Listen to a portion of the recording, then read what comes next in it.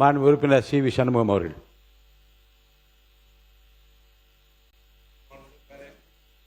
மாண்புமிகு பேரவைத் தலைவர் அவர்களே, மாண்புமிகு முன்னாள் முதலமைச்சர் மாண்புமிகு அம்மா அவருடைய திருவுருவ சிலையை மெரினா கடற்கரையில் இருக்கின்ற தமிழ்நாடு உயர்கல்வி மன்றத்தில் இருக்கின்ற திரு ஜே அம்மா மாளிகையிலே வளாகத்திலே முழு உருவ சிலை அமைக்கப்பட்டிருக்கிறது. அந்த முழு உருவ சிலையிலே இப்போ பராமரிக்கப்படாமல் அம்மாவுடைய பிறந்தநாள் அன்று மட்டும் அரசின் சார்பாக மாலை அணிவிக்கப்படுகிறது. மற்ற நாட்களில் அது பராமரிக்கப்படாமல் இருக்கிற காரணத்தால் மாண்புமிகு பேரவைத் தலைவர் வாயிலாக இந்த அரசு மாண்புமிகு அம்மாவுடைய சிலைக்கு தினந்தோறும் மாலை அணிவிப்பதற்கும் முன்வழியாக செல்வதற்கு வழி ஏற்படுத்தி தந்து வேண்டுமென்றால் அந்த பராமரிப்பு செலவையும் மாலை அணிவிப்பதையும் நாங்களே ஏற்றுக்கொள்கிறோம் என்று மாண்புமிகு முதலமைச்சர் அவர்களுக்கு நான் ஏற்கனவே கடிதம் கொடுத்திருக்கிறேன். மாண்புமிகு பேரவைத் தலைவராக அதை முதலமைச்சருடைய கவனத்திற்கு கொண்டு சென்று அதை நிறைவேற்றி தருமாறு கவனத்தை கேட்டுக்கிறேன். மாண்புமிகு உயர்கல்வித்துறை அமைச்சர் அவர்கள். மாண்புமிகு பேரவைத் தலைவர் அவர்களே, மாண்புமிகு முன்னாள் அமைச்சர் விடுத்த கோரிக்கை என்பது மிகவும் முக்கியமானது. எங்கள் அரசு முன்னாள் முதலமைச்சர் மாண்புமிகு மேடம் ஜெயலலிதா அவர்களுக்கு என்றும் உரிய முக்கியத்துவத்தை இழந்து விடாது என்பதை இந்த நேரத்திலே நான் தெரிவித்துக் கொள்கிறேன். முன்னாள் அமைச்சர் அண்ணன் KP அன்பழகன் அவர்கள் உயர்கல்வித்துறை அமைச்சராக இருந்த பொழுது 2021 லேடி வெலிங்டன் கல்லூரிக்கு அருகாமையிலே சென்னை கடற்கரை சாலையில் உள்ள லேடி வெலிங்டன் கல்லூரி வளாகத்தில் 9 அடி முழு உருவ மாண்புமிகு முன்னாள் முதலமைச்சர் ஜெயலலிதா அம்மையாரின் திருவுருவச் சிலை நிறுவப்பட்டது. மாண்புமிகு முன்னாள் முதலமைச்சர் ஜெயலலிதா அம்மையார் அவர்களின் திருவுருவச் சிலை சென்னை லேடி வெலிங்டன் கல்லூரி வளாகத்தில் சுமார் 60 லட்சம் ரூபாய் செலவில் நிறுவப்பட்டு பராமரிக்கப்பட்டு வருகிறது. இச்சிலை மாண்புமிகு முன்னாள் முதலமைச்சர் திரு பழனிசாமி எடப்பாடி பழனிசாமி அவர்களால் 28/1/2021 திறந்து வைக்கப்பட்டது. இச்சிலை செய்தி மக்கள் தொடர்புத்துறை இயக்குனர் அவர்களால் பராமரிக்கப்பட்டு ஆணையிடப்பட்டு 2022 பிப்ரவரி மாதம் முதல் பராமரிக்கப்பட்டு வருகிறது. மாண்புமிகு முதலமைச்சர் அவர்களினுடைய ஜெயலலிதா அவர்களின் பிறந்த நாள் மற்றும் நினைவு நாட்கள் அன்று செய்தி மக்கள் தொடர்புத்துறையால் மலர் அலங்காரம் செய்யப்பட்டு வருகிறது என்பதையும், மாண்புமிகு முன்னாள் முதலமைச்சர் அவர்களினுடைய திருவுருவச் சிலை முறையாக பராமரிக்கப்பட்டு வருகிறது என்பதையும் இந்த மாமன்றத்தில் மாண்புமிகு உறுப்பினர் அவர்களுக்கு பணிவோடு தெரிவித்துக் கொள்கிறேன். மாண்பு உறுப்பினர் சி வி சண்முகம். மாண்புமிகு பேரவைத் தலைவர்களே, மாண்புமிகு அமைச்சர்களுடைய பதிலுக்கு நன்றி. அது லேடி வெலிங்டன் வளாகம் இல்லை, தற்போது அது திருமதி மாண்புமிகு அம்மா ஜெயலலிதா வளாகமாக அரசாணை வெளியிடப்பட்டு மாற்றப்பட்டு அங்கு போர்டு வைக்கப்பட்டிருக்கிறது என்பதை தங்களுடைய கவனத்துக்கு சொல்கிறேன். அதே போன்று மாண்புமிகு அம்மாவுடைய ஆட்சியிலே விழுப்புரம் நகரம், விழுப்புரம் மாவட்டம், கள்ளக்குறிச்சி மாவட்டம் மிகவும் பின்தங்கிய மாவட்டம், அதிலும் கல்வியிலே மிகவும் பின்தங்கிய மாவட்டம், மிகவும் பிற்படுத்தப்பட்ட தாழ்த்தப்பட்ட மக்கள் அதிகம் வசிக்கின்ற மாவட்டம், கல்வியிலே இந்த தமிழ்நாட்டிலே மிகவும் பின்தங்கிய ஒரு மாவட்டம் விழுப்புரம் கள்ளக்குறிச்சி மாவட்டம். அந்த பின்தங்கிய மக்களை கல்வியிலே உயர வேண்டும், உயர்கல்வி படிக்க வேண்டும் என்பதற்காக மாண்புமிகு அம்மாவுடைய ஆட்சியிலே கடந்த காலத்திலே முதலமைச்சர் அவர்கள் மாண்புமிகு அம்மாவுடைய பெயரிலே ஜெயலலிதா பல்கலைக்கழகம் என்று தொடங்கப்பட்டது. அந்த பல்கலைக்கழகத்தை பல்வேறு காரணங்களால் அது மூடப்பட்டிருக்கிறது. மாண்புமிகு இன்றைக்கு அமைந்திருக்கிற இந்த வெற்றி அரசு மாண்புமிகு அம்மாவோட பெயரிலே தொடங்கப்பட்ட அந்த பல்கலைக்கழகத்தை மீண்டும் அந்த ஏழை எளிய பிற்படுத்தப்பட்ட மிகவும் பிற்படுத்தப்பட்ட தாழ்த்தப்பட்ட மக்களுடைய உயர்கல்வி பயிலுவதற்கு வசதியாக அந்த பல்கலைக்கழகத்தை மீண்டும் தொடங்கப்படுமா என்பதை நான் தங்கள் வாயிலாக கேட்டுக்கொள்கிறேன். மாண்பு உறுப்பினர் 55 விதியின் கீழ் மாண்பு உறுப்பினர் கொடுத்திருக்கிற அந்த விதிப்படி கொடுத்திருக்கிற முன்னறிவிப்பிலே சிலவற்றிற்கு உடனடியாக மாண்பு அமைச்சர் பெருமாள் பதில் சொல்ல தயாராக இருக்கலாம் என்று கேட்டு அவர் பதில் சொல்ல தயாராக இருந்தால் தகவல் கூறும் என்கின்ற அடிப்படையில் எடுத்துக்கொண்டிருக்கிறேன். யார் யார் அறிவிப்பு கொடுத்திருக்கின்ற அவர்கள் மட்டும்தான் இதில் பேச முடியும். அடுத்தடுத்து கவன ஈர்ப்பு தீர்மானங்களை தகவல் கோருதலோ அல்லது கவன ஈர்ப்பு தீர்மானமாகவோ சிறப்பு கவன தீர்மானம் எடுத்துக்கொள்கிற போது மற்றவர்கள் பேசலாம். இப்போது மாண்பு உயர்கல்வி அமைச்சர் ஏதாவது பேசுறீங்களா? இல்லையே. மாண்பு உயர்கல்வித்துறை அமைச்சர் அவர்கள். மாண்புமிகு சுற்றுலா துறை அமைச்சரிடம் ஒரு வினாவை மாண்புமிகு பேரவை துணைத் தலைவர் மாண்பு உறுப்பினர் ரவிசங்கர் அவர்கள் கோரியிருக்கிறார். தகவல் அறிவதற்காக மாண்புமிகு துணைத் தலைவர் ரவிசங்கர். மாண்புமிகு பேரவைத் தலைவர் அவர்களே, துறையூர் சட்டமன்ற தொகுதியில் ஏற்கனவே சுற்றுலா தலமாக அறிவிக்கப்பட்ட புளியஞ்சோலை என்கின்ற அந்த சுற்றுலா தலமானது எந்த ஒரு அடிப்படை வசதிகள் கூட இதுவரை நிறைவேற்றப்படாத வகையில்தான் உள்ளது. காவல் நிலையம் கிடையாது, மருத்துவமனைகள் கிடையாது, பெண்கள் உடை மாற்றும் இடம் கிடையாது, அதிக விபத்துகள் நடக்கின்ற இடமும் அதுவாகத்தான் இருக்கின்றது. துறையூர் பஸ் ஸ்டாண்டில் இருந்து புளியஞ்சோலைக்கு செல்லும் வழி மிக மிக மிக கூறுகளாக இருக்கின்றது. அபாயகரமான வளைவுகள் 3 இடங்களிலே குறுக்கிடுகிறது. அதை போல துறையூர் சட்டமன்ற தொகுதியில் உள்ள சின்ன ஏரி கிட்டத்தட்ட 20 ஆண்டுகள் ஆகிறது. அது தூர்வாரப்பட்டு அதனுடைய நிலை எனக்கு மாண்புமிகு அமைச்சர் விளக்கி கூறினால் நன்றாக இருக்கும். 2 தான். ஒன்னு, புளியஞ்சோலையினுடைய கண்டிஷன் என்ன கண்டிஷன், ஆல்ரெடி அது பிக்னிக் ஸ்பாட்டா அறிவிக்கப்பட்டுட்டாங்க. அதனுடைய நிலை தற்போது என்னவாக இருக்கிறது, சின்ன ஏரியினுடைய நிலை என்னவாக இருக்கிறது, எஸ்டிபிக்கு ஃபார்வர்ட் பண்ணியிருக்காங்க, யுபிசல்ல பெண்டிங் இருக்குன்னு சொல்லியிருக்காங்க. பச்சைமலையினுடைய சுற்றுலா தலம் அது எந்த அளவில் இருக்கிறது என்பதை மட்டும் மாண்புமிகு பேரவைத் தலைவர் வாயிலாக மாண்புமிகு அமைச்சர் அவர்களை விளக்கம் தருமாறு அன்புடன் கேட்டுக்கொண்டு விட. மாண்புமிகு சுற்றுலாத்துறை அமைச்சர் அவர்கள். மாண்புமிகு பேரவைத் தலைவர் அவர்களே, திருச்சிராப்பள்ளி மாவட்டம் துறையூர் வட்டத்தில் அமைந்துள்ள புளியஞ்சோலை திருச்சிராப்பள்ளி நகரத்திலிருந்து சுமார் 80 கிலோமீட்டர் தொலைவில் அமைந்துள்ள ஒரு முக்கியமான இயற்கை சுற்றுலா தலமாகும். ஏற்கனவே ரூபாய் 32,82,000 மதிப்பீட்டில் உடை மாற்றுகின்ற அறை, இருசக்கர வாகன நிறுத்தும் இடம், பொருட்கள் வைப்பறை, குடிநீர் வசதி, அணுகுசாலை உள்ளிட்ட அடிப்படை சுற்றுலா வசதிகள் ஏற்படுத்தப்பட்டு பணிகள் நிறைவு செய்யப்பட்டுள்ளன. தற்போது ரூபாய் 73 லட்சம் மதிப்பீட்டில் கழிப்பறை, அமரும் இருக்கைகள், சிறுவர்களுக்கான விளையாட்டு உபகரணங்கள், சாலை வசதி, போர்வெல், சுற்றுலா வழிகாட்டி பலகைகள் மற்றும் மின்விளக்கு வசதிகள் உள்ளிட்ட பல்வேறு சுற்றுலா மேம்பாட்டு பணிகள் நடைபெற்று வருகின்றன. இப்பணிகளில் சுமார் 90 விழுக்காடு நிறைவடைந்துள்ளது. மீதமுள்ள பணிகளும் விரைவில் முடிக்கப்பட்டு பொதுமக்கள் பயன்பாட்டிற்கு கொண்டு வரப்படும். இன்னும் மதிப்பிற்குரிய நம்முடைய துணை மாண்பு பேரவைத் தலைவர் அவர்கள் அங்க 24 மணிக்கூறும் ஒரு காவல் நிலையம் வேணும்னு கேட்டிருக்காங்க. அதே மாதிரி அங்க சுகாதார வளாகம் அப்படி அதையும் அடிஷனலா கேட்டிருக்காங்க. ஆனா எங்க சுற்றுலாத்துறை மூலம் இப்போ இது இன்னொரு டிபார்ட்மெண்ட், இன்னொரு துறை சார்ந்த விஷயம். அதனால அந்த துறையினுடைய அமைச்சர்கள் மதிப்பிற்குரிய நம்முடைய மாண்பு மக்கள் நல்வாழ்வுத்துறை அமைச்சர்கிட்ட கலந்து பேசி, அதே மாதிரி இன்னும் மாண்பு முதல்வர் அவர்களுடைய கவனத்தை, ஏன்னா போலீஸ் ஸ்டேஷனை பொறுத்தவரைக்கும் முதல்வர் அவருடைய கண்ட்ரோல்ல இருக்கு.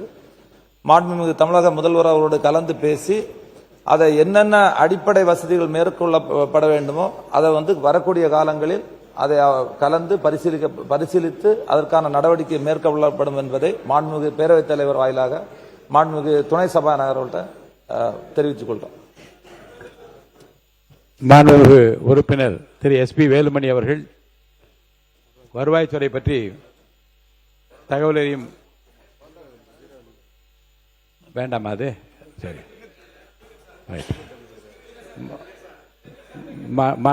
நீங்க மாண்பு உறுப்பினர் வேலுமணி அவர்கள் நீங்க ஒரு கோரிக்கை வச்சிருந்தீங்க, அதை பற்றி விவரம் மாண்பு வருவாய்த்துறை அமைச்சர் நீங்க பேசுங்க. மாண்பு பேரவைத் தலைவர்களே, நான் வைத்த கோரிக்கை ஜீரோ வேல்யூ அந்த பட்டா பத்தி விளக்கமா அமைச்சர் எனக்கு அந்த தபால் எல்லாமே டீட்டெயில் கொடுத்துட்டார். அதை ஃபுல்லா படிச்சுட்டேன். அது நடவடிக்கை எடுக்கணும்னு சொல்லிட்டாங்க. அது நடவடிக்கை உடனடியாக எடுக்கப்பட வேண்டும். ஏன்னா அங்க இருக்கக்கூடிய எங்களுடைய தொண்டாமுத்தூர் தொகுதி மட்டுமல்ல, கோவை மாவட்டத்தில் பல இடங்கள்ல அந்த மாதிரி ஜீரோ வேல்யூ பட்டா இருக்குது. அது கடந்த ஆட்சியில அது அப்படி அந்த மாதிரி ஏற்பட்டிருக்குது. ஆகவே அது தொடர்ந்து இருக்குது. அப்பவே நான் வலியுறுத்தி இருக்கிறேன், கடந்த ஆட்சியில் கூட வலியுறுத்தி இருக்கிறேன். ஆகவே உடனடியாக அமைச்சரை தலையிட்டு அதை நிவர்த்தி செய்து தருமாறு கேட்டுக்கொள்கிறேன். வருவாய்த்துறை அமைச்சர் அவர்கள். மாண்புமிகு பேரவைத் தலைவர்களே, நேற்றைய தினம் தொண்டாமுத்தூர் பகுதியில் இருக்கிற ஜீரோ வேலி என்று சொல்லப்படுகிற நிலையை அவர்கள் இங்கே மண்டலத்திலே வெளியிட்டார்கள். அதை உடனடியாக நடவடிக்கை மேற்கொள்ளப்பட்டிருக்கிறது என்பதை கடிதம் மூலமாக மாவட்ட ஆட்சித்தலைவருடைய பரிந்துரையோடு உங்களுக்கு வழங்கப்பட்டிருக்கிறது. மற்ற இடங்களும் அதுபோன்ற நிலைகளை மாற்றி அமைப்பதற்கு அரசு நடவடிக்கை மேற்கொள்ளும். மாண்புமிகு உறுப்பினருக்கு ஒரு அறிவிப்பு. நிறைய உறுப்பினர் இன்னைக்கு வெள்ளிக்கிழமை நீங்கள் கூடிய மட்டும் 2 மணிக்கெல்லாம் சொன்னீங்களா இல்லையா? 2 மணிக்கெல்லாம் நீங்கள் சீக்கிரம் முடிக்க வேண்டும் என்ற அடுத்தடுத்த தொகுதியிலே பல்வேறு பணிகள் இருக்கிறது, விழாக்கள் இருக்கிறது, செல்ல வேண்டும் என்று கேட்டிருக்கின்றார்கள். இந்த எல்லா மானிய கோரிக்கைகளிலும் பேசுவதற்கும் பேசுகின்ற மாமன்ற உறுப்பினர்கள் சுருக்கமாக விளக்கமாக உங்கள் கருத்துக்களை சொல்ல வேண்டும் என்று நான் கேட்டுக்கொள்கிறேன். இப்போ மென்ஷன் பண்ணுவதற்கு முக்கியமாக மென்ஷன் பண்ண வேண்டும் விரும்புகளுக்கு சில வாய்ப்புகள் நான் தருகிறேன். என்ன வேண்டுமோ அதை மட்டும் ஒரு வரிகளிலே சொல்லுமாறு கேட்டுக்கொள்கிறேன். மாண்புமிகு உறுப்பினர் கே. நேரு அவர்கள்.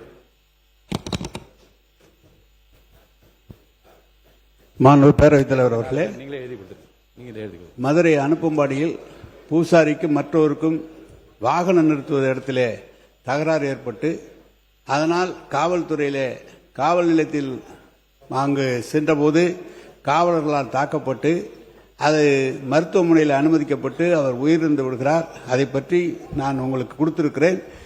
அமைச்சர்கள் பதில் தயாரானவுடன் நான் அதை கேட்டுக்கொள்வேன். இதான் மாண்பு உறுப்பினர் திருமதி லதா அவர்கள்.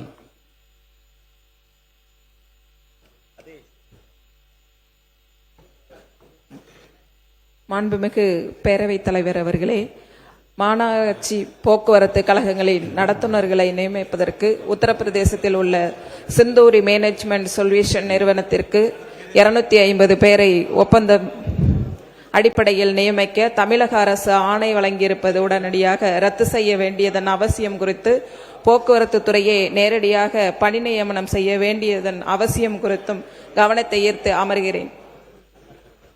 மாண்பு உறுப்பினர் எஸ். கிருஷ்ணமூர்த்தி. மாண்புமிகு பேரவைத் தலைவர் அவர்களே, திருவண்ணாமலை மாவட்டம் கலசப்பாக்கம் சட்டமன்ற தொகுதியிலே உள்ளடங்கியிருக்கின்ற தென் கைலாயம் என்று அழைக்கப்படுகின்ற பர்வதமலைக்கு ஆயிரக்கணக்கான பக்தர்கள் வந்து செல்கிறார்கள். தற்பொழுது மாவட்ட நிர்வாகத்தின் மூலமாகவும் வனத்துறையின் மூலமாகவும் 700 பேர் மட்டுமே தரிசனம் செய்யலாம் என்று கட்டுப்பாடு விதிக்கப்பட்டுள்ளதால் பக்தர்கள் மத்தியிலே ஏற்பட்டுள்ள கொந்தளிப்பை குறித்து மாண்புமிகு அறநிலையத்துறை அமைச்சருடைய கவனத்திற்கு கொண்டு வருகிறேன். மாண்பு உறுப்பினர் திரு சுனில் ஆனந்த் அவர்கள். பல கோடி நெஞ்சங்களில் அன்போடு மானிய கோரிக்கை வரும்போது பதில் சொல்லுவாங்க. மானிய கோரிக்கை வரும்போது பதில் சொல்லலாம். நீங்க உட்காருங்க. பதில் வச்சிருக்கீங்களா நீங்க மாண்பு அமைச்சர்? இல்ல are you ready with reply வச்சிருக்கீங்களா? அப்ப நீங்க சொல்லலாம். சொல்லுங்க மாண்பு. உட்காருங்க. மாண்புமிகு பேரவை தலைவர் அவர்களே, மாண்புமிகு உறுப்பினர் அவர்கள் இந்த பிரச்சனையை பற்றி என்னிடம் எழுப்பிய போது உடனடியாக அது தொடர்பாக மாவட்ட ஆட்சியரிடமும் அதே போல வனத்துறை அதிகாரிகளிடமும் கலந்து பேசி ஆலோசிக்கப்பட்டுள்ளது. கூடிய விரைவில் ஏற்கனவே இருந்தது போல அனைத்து பக்தர்களையும் அனுமதிப்பதற்கான சாத்தியக்கூறுகளை ஆராய்ந்து அந்த நடவடிக்கை எடுப்பதற்கான முயற்சிகள் மேற்கொள்ளப்பட்டு வருகிறது என்பதை இந்த அவையின் சார்பில் தெரிவித்துக் கொள்கிறேன். பல கோடி நெஞ்சங்களில் அன்போடு அமர்ந்திருக்கும் எங்கள் தலைவா, 100 நாளில் நல்மாற்றம் தந்த தமிழகத்தின் முதல்வா, வணங்குகிறேன். கவனத்தை இருக்கிற அல்லது இதை பற்றி அறிய விரும்புகிறேன், அதை மட்டும் சொல்லுங்க. பேரவைத் தலைவர் அவர்களே, எனது மேட்டுப்பாளையம் தொகுதியில் உள்ள குளம், குட்டைகள், அத்திக்கடவு, அவிநாசி திட்டம் 1 பெரும்பளவில் சேர்க்கப்படவில்லை. ஆகவே விடுபட்ட குளம், குட்டைகள், அத்திக்கடவு, அவிநாசி திட்டத்தில் சேர்க்க வேண்டும். கூடலூர் நகராட்சி, பெளிச்சி, வீரபாண்டி மற்றும் பெரியநாயக்கம்பாளையம் ஆகிய பேரூராட்சிகளில் குடிநீர் தேவை பூர்த்தி செய்ய தனி திட்டம் உருவாக்கி தர வேண்டும். பவானி ஆற்றில் நெல்லித்துறைக்கு மேலே டோமன் பாறை அணை அருகே ஒரு தடுப்பிணை கட்டித்தர வேண்டும். பில்லூர் அணை கடந்த 50 ஆண்டுகளாக தூர்வாரப்படாத காரணத்தினால் 65% வண்டல் மண் படிந்துள்ளது. இதனால் முழு கொள்ளளவு நீர் தேக்க முடியவில்லை. ஆகவே பில்லூர் அணையை தூர்வார வேண்டும். திருப்பூர் திருப்பூர் 2வது குடிநீர் திட்டத்தில் 27 MLD தண்ணீரை சிறுமுகையில் அடுத்துள்ள இரும்பரை, மூடுதுறை உட்பட்ட 9 ஊராட்சிகளுக்கு வழங்க வேண்டும். பேச வாய்ப்பளித்த பேரவைத் தலைவர்களுக்கு நன்றி. மாண்பு உறுப்பினர் ஹரிபாஸ்கர் அவர்கள். மாண்புமிகு பேரவைத் தலைவர் அவர்களே, ஈரோடு மாவட்டம் அந்தியூர் சட்டமன்றத்திற்குட்பட்ட அரக்கன்கோட்டை மற்றும் தடப்பள்ளி வாய்க்கால் மூலம் பாசனம் பெறும் விவசாய பகுதிகளில் விளையும் நெல்மணிகளை அரசு நேரடி கொள்முதல் நிலையத்தின் மூலமாக வாங்கப்படுகிறது. ஆனால் விவசாயிகளிடமிருந்து ஒரு நெல் மூட்டைக்கு ரூபாய் 35 வசூல் செய்யப்படுகிறது. அவ்வாறு விவசாயிகளிடமிருந்து வசூல் செய்யக்கூடாது என்று அன்புடன் கேட்டு அவர்கள் விவசாயிகள் மிகவும் மனவேதையுடன் இருப்பதால் அமைச்சர் அவர்கள் நடவடிக்கை எடுப்பாரா என்பதை அரசின் கவனத்தை ஈர்த்து அமர்கிறேன். ராமச்சந்திரன். மாண்புமிகு பேரவைத் தலைவர் அவர்களே, தேனி மாவட்டம் மேகமலை வரசநாடு பகுதியில் 3-4 தலைமுறையாக வாழ்ந்து வருகின்ற மக்களை புலிகள் காப்பகம் மற்றும் சுற்றுச்சூழலுக்கு அவர்களால் ஆபத்து ஏற்படுகிறது என்று கடந்த 19ஆம் தேதி உச்ச நீதிமன்றத்தில் 2 நீதிபதிகள் கொண்ட அமர்வில் அந்த மக்களை வெளியேற்றப்பட வேண்டும், அதே போல குடிநீர் மின்சாரத்தை துண்டிக்க வேண்டும் என்று தீர்ப்பு வழங்கப்பட்டிருக்கிறது. நம்முடைய அரசு 3 நீதிபதிகள் கொண்ட அமர்வுக்கு சீராய்வு மனுக்கள் தாக்கல் செய்து அந்த மக்களுடைய வாழ்வியலிலும் அதே போல அவர்களுக்கான வன உரிமை சட்டம் 2006 படி பட்டா வழங்கி நம்முடைய அரசு உச்ச நீதிமன்றத்தில் அந்த சீராய்வு மனுக்களை தாக்கல் செய்ய வேண்டும் என்று இந்திய கம்யூனிஸ்ட் கட்சியின் சார்பாக மாண்புமிகு சட்டத்துறை அமைச்சர்களை கவனத்துக்கு ஈர்த்து அமர்கிறேன். மாண்பு உறுப்பினர் எஸ். பாலமுருகன்.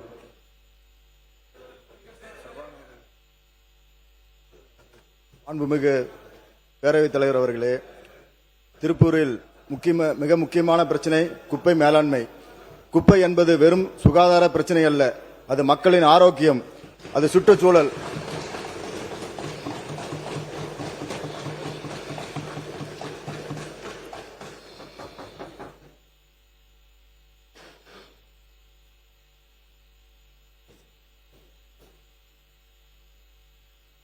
மாண்புமிகு பேரவைத் தலைவர் அவர்களே, திருப்பூரில் மிக முக்கியமான பிரச்சனை குப்பை மேலாண்மை.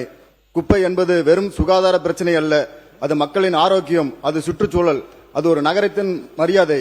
அந்த மரியாதையை கடந்த ஆட்சியாளர்கள் காப்பாற்ற தவறிவிட்டனர். குப்பைகளை நீர்நிலையங்களிலும் விவசாய நிலங்களிலும் கொட்டி நிரப்பினர். மேலும் சில சமூக விரோதிகள் பல இடங்களில் தீ வைத்து எரிப்பதனால் ஒவ்வொரு பகுதியிலும் மக்கள் அந்த மாசுபட்ட காற்றினால் பாதிக்கப்படுகின்றனர். எனவே குப்பை சேகரிப்பிலிருந்து அறிவியல் பூர்வமான கழிவு மேலாண்மை வரை முழுமையான திட்டத்தை உருவாக்கி நமது அரசு திருப்பூருக்கு நிரந்தர தீர்வு வழங்கும் என்ற நம்பிக்கையோடு நானும் திருப்பூர் மக்களும் மாண்புமிகு தமிழக முதல்வர் அண்ணன் தளபதி அவர்கள் இதை நான் வேண்டுகோளாகவும் கேட்டுக்கொள்கிறேன். நன்றி, வணக்கம். மாண்பு உறுப்பினர் கார்த்திகேயன் அவர்கள் ஒரு நிமிடம் என்ன வினா என்பதை மட்டும் நீங்க சொன்னீங்கன்னா அது அனைவருக்கும் அது எளிதாக இருக்கும். மாண்புமிகு பேரவைத் தலைவர் அவர்களே, கள்ளக்குறிச்சி மாவட்டத்தில் 1969 மணிமுத்தாறு அணை கட்டப்பட்டது. அப்பொழுது அந்த அணை கட்டுவதற்காக இடம் கொடுத்த 97 குடும்பத்தினருக்கு வடதொரசலூர் கிராமத்தை சேர்ந்த கோவிந்தசாமி நகரில் இடம் கொடுக்கப்பட்டது. அந்த இடம் வனத்துறைக்கு சொந்தமான இடம். தமிழக அரசாங்கம் 1982 வனத்துறைக்கு இடமும் கொடுத்து விட்டார்கள். ஆனால் அங்கே உள்ள அந்த 97 குடும்பங்களுக்கும் இதுவரை வீடு கட்டுவதற்கு பட்டாவும் விவசாய நிலத்திற்கு பட்டாவும் கிடைக்கவில்லை. இது ஒரு 50 ஆண்டு கால பிரச்சனை. இதை அரசின் கவனத்துக்கு இருக்கிறது. அன்பு உறுப்பினர் டாக்டர் முத்துராஜா அவர்கள். மாண்புமிகு பேரவைத் தலைவர்களே, கடந்த 2 மாதங்களாக தமிழகத்தில் டெங்கு காய்ச்சலின் பாதிப்பு அதிகரித்து வருகின்றது. குறிப்பா பாத்தீங்கன்னா ஜூலை 16ஆம் தேதி வரைக்கும் தமிழ்நாட்டில் 8963 கேஸ், குறிப்பா நாமக்கல், திருவள்ளூர் மற்றும் தேனி மாவட்டத்தில் 3 இறப்புகள் பதிவாகியிருக்கிறது. இந்த மாதம் தென்காசியில் ஆகஸ்ட் 18ஆம் தேதி 3 இறப்புகள், கடைநல்லூர்ல இலங்கை தமிழர் மறுவாழ்வு முகாமில் 13 வயசு ரிகானா மேரி, 27 வயது நிர்மலா இருவரும் இறந்திருக்காங்க. அந்த பகுதியில் பாத்தீங்கன்னா 50க்கும் மேற்பட்டவர்கள் பாதிப்புக்குள்ளாகி மருத்துவமனையில் அனுமதிக்கப்பட்டிருக்காங்க. அதே மாதிரி 19ஆம் தேதி ஆகஸ்ட் மாதம் கடைநல்லூர் பகுதியில் ரகுமானியபுரத்தை சேர்ந்த 20 வயது அப்துல் ரஹ்மான், இந்த மாதிரி தென்காசியில அதுவும் குறிப்பிட்ட கடைநல்லூர்ல பார்த்தோம் இந்த 3 நாள்ல 3 டெத்து. 4வது சங்கரன் கோயில் பகுதியில் பாத்தீங்கன்னா மருதாபுரியில 16 வயது மதன் பாண்டி, மொத்தம் 4 டெத்து. இந்த 4 நாள்ல இதை பற்றி நேற்று நிறைய விவரங்கள் தெரிவிக்கப்பட்டு விட்டது. மாண்பு உறுப்பினர் எல் ஜெயசுதா அவர்கள்.